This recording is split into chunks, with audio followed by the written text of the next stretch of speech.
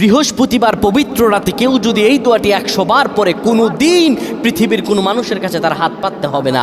পৃথিবীর সব কিছু তার পায়ের নিচে আল্লাহ হাজির করে দিবেন। দারিদ্রতা থেকে মুক্তি দান করবেন, বিপদ আপদ থেকে মুক্তি দান করবেন, তার সম্মানকে সুউচ্চতা দান করবেন, অসুস্থতা থেকে দূরে রাখবেন।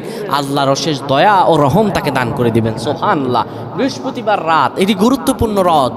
এই রাত সপ্তাহে একদিন আসে। আরবিতে রাত আগে আসে, দিন পরে আসে। সুতরাং বৃহস্পতিবারের যে দিন গিয়ে রাত, এটি বৃহস্পতিবার রাত নয়, এটি শুক্রবারের রাত, এটি জুমাবারের রাত, এটি দোয়া কবুলের রাত, আল্লাহর কাছাকাছি হওয়ার রাত। সুবহানাল্লাহ। এই বৃহস্পতিবার রাত আল্লাহ তাআলা বান্দার দোয়া কবুল করেন। কেউ যদি বৃহস্পতিবার রাতে ঈশা নামাজের পরে পবিত্র হয়ে ইয়া হাইয়ু ইয়া হাইয়ু ইয়া হাইয়ু ইয়া রফিয়ু ইয়া রফিয়ু ইয়া রফিয়ু এই দোয়াগুলো পড়তে পারে 100 বার, আল্লাহ রাব্বুল আলামিন